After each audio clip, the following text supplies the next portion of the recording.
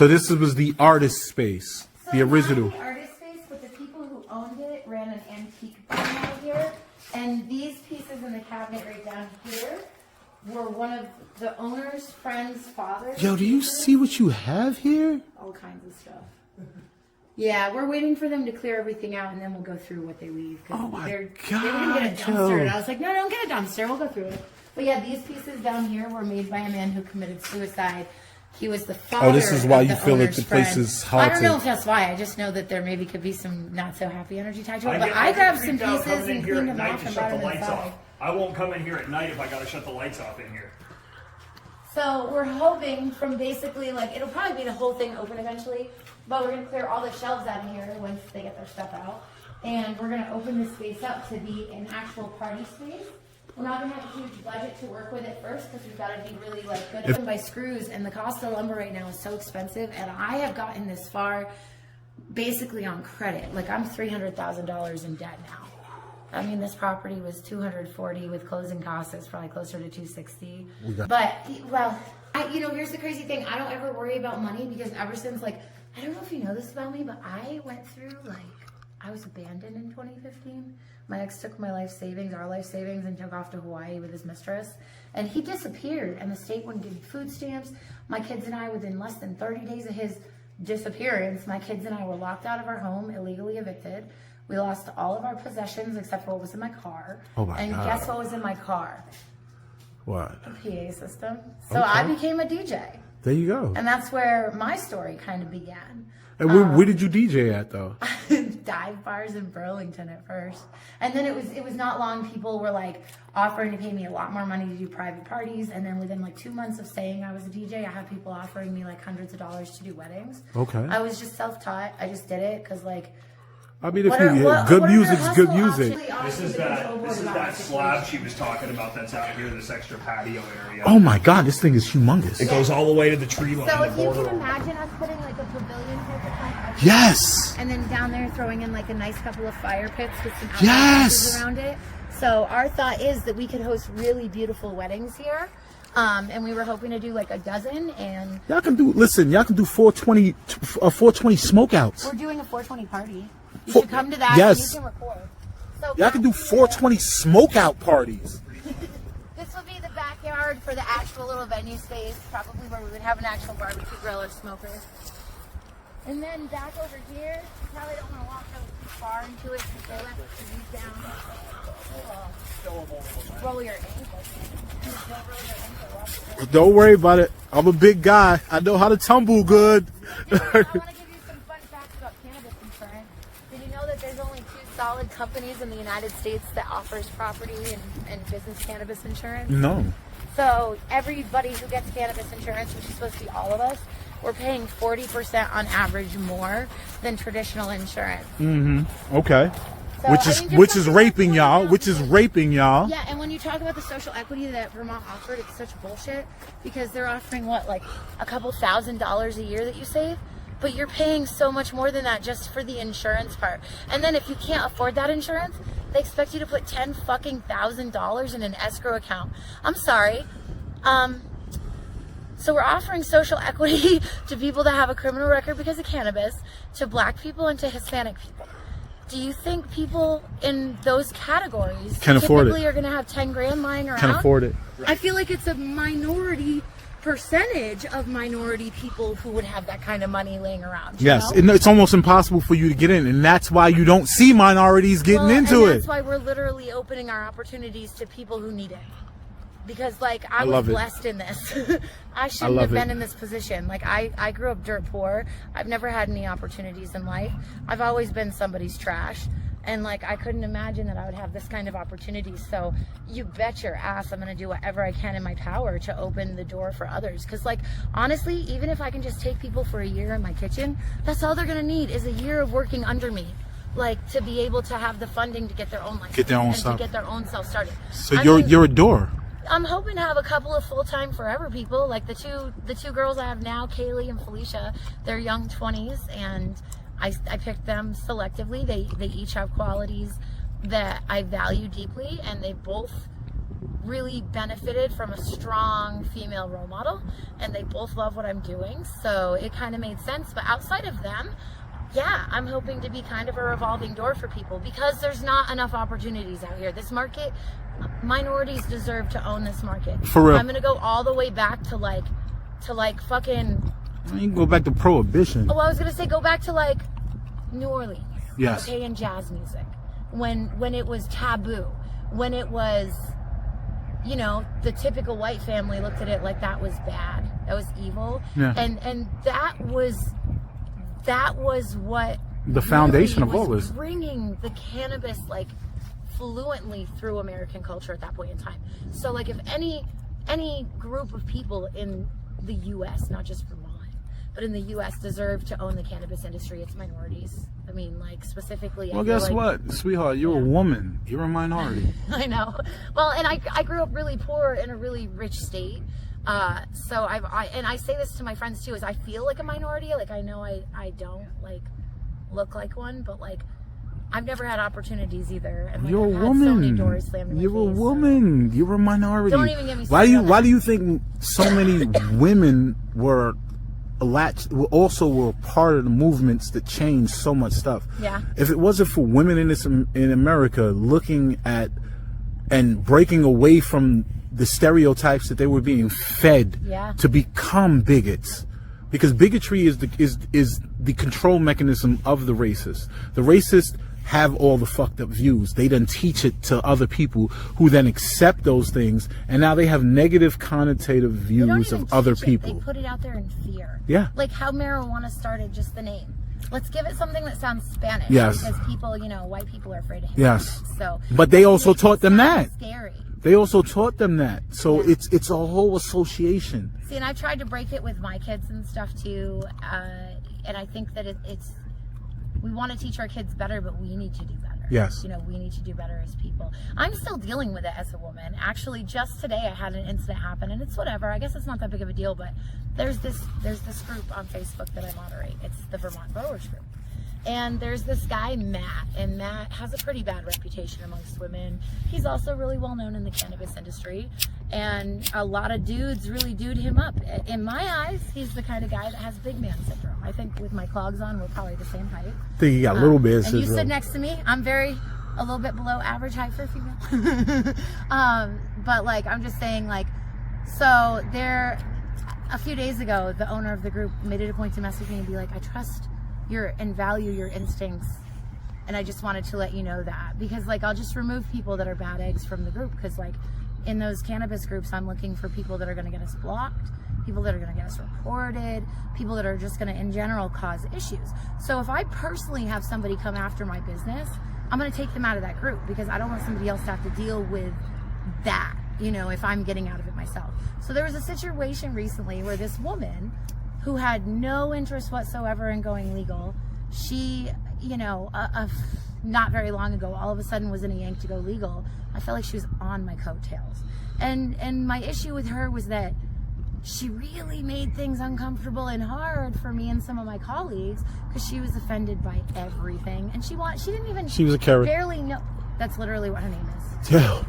Right? She's probably the original She carrot. got me 30-day banned on Facebook by spam That was- reporting one of my accounts, right? Was that the one that you told me about? Or, oh wow. So I had blocked her out of the group. Well, this other moderator, Matt, took it upon himself to unblock her, and I don't know what his relationship is with her, but I would expect, like, hit me up, ask me why I blocked her in the first place, like ask me what happened. And next thing I know, I wake She's up back this in. morning. Well, I'm taken off as a moderator, so there's no females representing the group anymore. And I just got completely trumped out by the boy club, because, you know, I was a little pissed, and I confronted Joe, the owner, about it. It was like, he hasn't responded yet, but I was like, you just told me the other day that you trusted my instincts, and like I thought I was making a move that was preserving the integrity of our group, and a call that was the best call to make for everybody, because we're so close to licensing. Nobody who's worked on this as hard as I have deserves to have people with bad intentions or just greedy intentions. Yes, and that's what's coming. That's what's going to come in. This is going to become an industry that it's going to fall into the hands of the 1%. So these dudes didn't even give me an opportunity to talk. They took this woman's side of things, didn't have a conversation with me, and just removed me from the role. And that's like a pretty typical thing in my life as a woman. Let me ask you a question. Do y'all have y'all old website already established? I bought greenqueencandies.com. Okay. I am in the process of having it worked on. That's a whole nother issue. Did you know that LiQWYD just shut down my account? No. Oh, that's a whole nother thing that needs press. I went to 7 days about it. So I went to LiQWYD last week after calling them the week before, and several conversations for the last couple of months about their cannabis accounts, because I knew they were coming. They gave me a heads up. And they also, I was really clear, I have Green Queen Candies, I have TK House of Green, and then I have Highly Holistic. Highly Holistic was intended to be a hemp company, but I never took that route like I started to, and then it was like, oh my God, there's so many hoops to go through for this. Yes. And I didn't have an appropriate workspace. So I can that, and Highly Holistic is everything non-cannabis, because like I make t-shirts that say Green Queen Candies, and yeah, it's Green Queen Candies on the t-shirt, but like I can't sell that as a Green Queen Candies item. Okay. Green Queen Candies and TK House of Green, those accounts, those businesses, as far as banks go, I'm hoping for them to just strictly reflect cannabis. It can't be others. So I have a third company that is for everything not cannabis. Anyway, long story short, after all the shit I had to go through to get the account at LiQWYD, they sat me down and gave me a hard time about my lawyers being on the paperwork for the business formation with the Secretary of the State. And I felt humiliated because I don't like to have to go into places like a normal person and talk about like disability issues. I have a disability. I don't like to talk about it. I work really hard to be good and deal with my shit. And if I have limitations because of my disability, I do things like hire attorneys, because if I need to hire a professional for something I can't do myself, then I do that. Well, LiQWYD made me explain myself, and I was humiliated, and I was like, I explained to her, I said, I have a neurological disability. It makes these forms really hard for me. So that's why those attorneys are on there, not because it's a cannabis account, but because these guys are good to me, and they cut me a really good deal when I approached them about helping me legally set up my non-cannabis business. They did it as like a favor for me and charged me minimal for it. So like, that should be my prerogative as an American, right? Sure indeed. And like, as somebody who has epilepsy, that's a protected federal disability. Yes. But I shouldn't have to talk about that to people when I go to places like the fucking bank. I feel really strongly about that. So, I mean, I left that bank almost You in should be tears. respected as a businesswoman. I think so, but I left that, it's so in tears. I even put up an Instagram post that I later took down, because I'll do that. I'll put something up when I'm feeling sad or frustrated, and then I'll just rip it down because I'll feel stupid venting. for showing my Venting. emotions. Well, I took it down, but it was a post about like not judging people based on what they look like, because for me, that's my whole life. People look at me and they just like, oh, she's so normal. I'm actually not normal, and I actually have a lot of struggles, but I've just learned to adapt really well. Listen, you're more normal than most people. You know why? Because most people are trying to cover up their issues. They're trying to mask them. No, who in America doesn't have an issue? I want to live with them well. I don't want to look at the them, wealthy. you know? Look at the wealthy, and look at the problems that they have. You got people that are billionaires, and they can't even stay faithful in their relationships. So who's better? The person who accepts that they have a neurological disorder and want to cope with it and better themselves by pushing the issues that are necessary to get acceptance, versus the people that are masking them. Yeah, I didn't ever think of it that way. I was born this way. Like, I was born like that, like my whole life. It's not really that big of a deal with me because it's controlled with cannabis. But that's how I started with edibles. That was my medicine. But anyway, long story short, for LiQWYD, they had the audacity to close my account. And the branch manager in Williston was so excited. Like, I'm half tempted to call them and ask if they really did record that conversation, because I'd love a copy of it. Mm-hmm. He seemed, if I could have seen his face on the other side, I feel like he had a shit-eating grin on his face.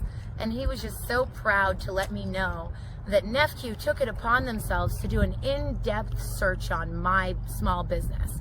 They gave me a hard time from day one. I was supposed to be setting up a legal small business account, standard. They went through my social media. They went through old web pages. And then at the end of it, I go, so why are you canceling my account? I'm not doing anything.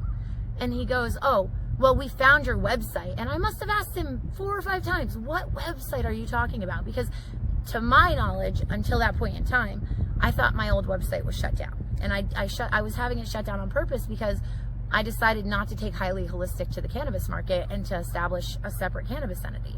So I took a new direction, but I'm allowed to do that. Like, Yes. this is America. I'm allowed to change my fucking company up however the fuck I want. So whatever. But then they go, and we don't feel comfortable with who the people are that registered your account with the state. And those people are Vermont Cannabis Solutions. Tim Fair specifically is my attorney, who I really like. And that was where I couldn't believe it. So I'm dealing with this right now with Nephew. They haven't responded. I wrote them an email and was like, I feel like you're discriminating against me for being disabled, because the only reason I needed them to be on the paperwork the way they're on it is because of helping me with my issues. But then it's confusing because, like, there's federal laws that says me as an employer, if I were to hire somebody with epilepsy, I have to make accommodations for them. But, like, you would never have to ask me to make accommodations. If I hire you, I'm going to give you whatever accommodations. Regardless. But, like, I am allowed to make accommodations for myself. Yes. And I feel like that was totally infringed on.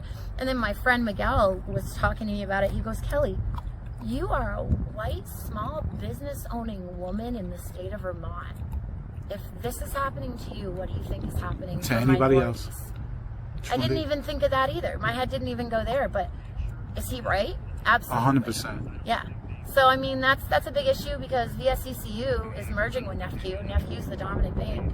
They're going to swallow VSCCU. And those fees, they made me sign an NDA to get. I leaked it to the press. I leaked You it had to to sign everybody. an NDA? Yeah. That's weird, right? Oh my God. But here's the thing. I called them and I was like, you guys are wasting money on attorneys for this shit. And they're like, no, our attorneys say this will hold up in court. And I was like, well, I'm telling you that in the United States of America, you and me can't have a contract pertaining to cannabis that's going to hold up in court. Not a one-sided contract and not a two-sided contract. It's not possible. The only time you'll see cannabis in court is for criminal charges. You'll never see it for a contract. It's a two-way street. You know, how's that bitch feel? That's what I Exactly. said. I was like, how's that feel? Because that's what I've been dealing with in this industry. It is not, it's a two-way street. It's not one-sided. If we can't, you know, do what we want to do with cannabis because of it not being legal, then they certainly can't hold their fees behind an NDA that's not going to hold up in court. And I hope everybody knows that they're doing that because that's a major red flag. And to give you an idea, do you know how much they want me to pay in bank fees to work with them? How much? $2,500 a month in bank fees to have my kitchen and to have my grow. So when is your expected open date? Licensing for the cultivation, those will be starting to get passed out for May 1st. Okay. We are pushing ours out till the middle of May because we actually, like you were saying earlier, like not putting plants in the property till we're ready. So like we have some weddings and like business that was already planned that we really are going to have to deal with the first couple weeks of May. So mid-May is when we're planning on, you know, officially getting our clones here. I believe somebody else is gonna, the people we're buying the clones from are gonna start them for us. Okay. So we've already got that worked out, but I'm thinking that by July, we should have definitely had our first full crop by then. Probably before then. No, like the beginning of July to the middle of July, we'll have our first. And you won't be able to sell though. No, but so we will be able to sell, but not to the public. So we'll be able to sell to dispensaries. Okay. And we can sell to other. So you will be just like a major distributor. License holders, like. You'd be a major distributor. You would, if they needed whatever type of weed that y'all were growing, they could then purchase it from you and have it in them. I feel like edibles is going to be my niche. Everybody's doing fucking flower. Yeah. Hardly anybody's doing edibles, but you want to know why? Because hardly anybody's going to be able to get a kitchen. Yeah. They And you jumped on that. You got one. This place has been up for a long time on the market and nobody has bought it. I do think that barn's haunted and maybe that's why it's been on the market so long. But I literally found these people the day after they took it off the market and we did a private thing. Okay. But it took me 3 months to get that worked out. Oh, all right, let's walk down here.